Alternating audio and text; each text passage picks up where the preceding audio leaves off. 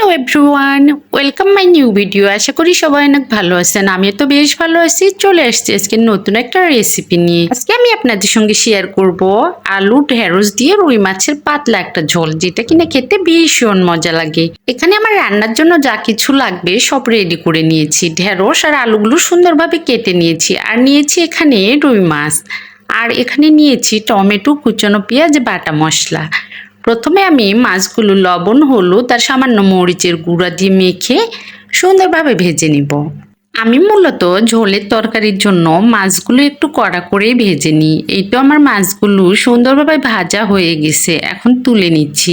তুলে নেওয়ার পর ওই কড়াইয়ের মধ্যে এখন দিয়ে দিব তেজপাতা, দারুচিনি, তারপর দিয়ে দিব কুচানো পেঁয়াজগুলো। পেঁয়াজ কুচিটা দেওয়ার পর পেঁয়াজ কুচিটা কিছুক্ষণ ধরে একটু ব্রাউন কালার করে ভেজে নিব।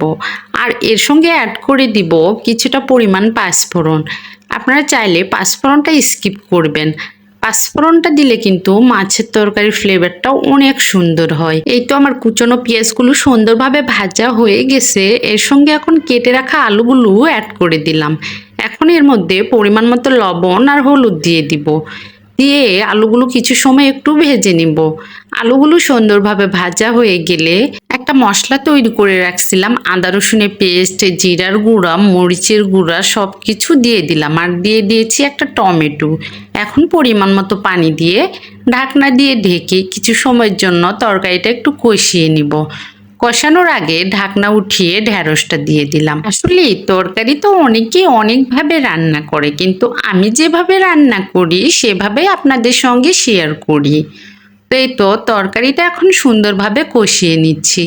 তরকারিটা সুন্দরভাবে কষানো হয়ে গেলে এর সঙ্গে ঝোলের জন্য পরিমাণ মতো পানি অ্যাড করে দিলাম। পানিটা দেওয়ার পর আবারও তরকারিটা কিছু সময়ের জন্য ঢাকনা দিয়ে ঢেকে রান্না করব। আর ততক্ষণ পর্যন্ত রান্না করব যতক্ষণ না ঝোলটা ফুটে যায়। ঝোলটা সুন্দরভাবে ফুটে গেলে এর সঙ্গে ভেজে রাখা মাছটা অ্যাড করে দিব। তো আমি তরকারিতে উপর থেকে ভেজে রাখা মাছগুলো সুন্দরভাবে দিয়ে দিচ্ছি। দেওয়ার পর তরকারিটা আবার একটু নেড়ে চেড়ে আবার কিছু সময়ের জন্য একটু রান্না করে নিচ্ছি। এই তো রেডি হয়ে গেছে আমার ঢেঁড়স আলু দিয়ে রুই মাছের ঝোল। কালারটা কিন্তু অসাধারণ হয়েছে। যারা কখনো এভাবে খান নাই তারা আমার রেসিপিটা ফলো করে একবার ট্রাই করে দেখবেন।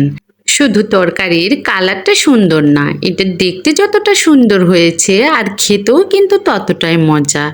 তো আজকে আমার রেসিপিটা সবার কেমন লাগলো অবশ্যই কমেন্টে জানিয়ে যাবেন। ভালো লাগলে লাইক, কমেন্ট, শেয়ার দিয়ে সবাই একটু পাশে থাকবেন। দেখা হবে নেক্সট কোনো একটা ভিডিওতে নতুন কোনো একটা রেসিপি নিয়ে। ততক্ষণ সবাই ভালো থাকবেন। Tata, bye bye.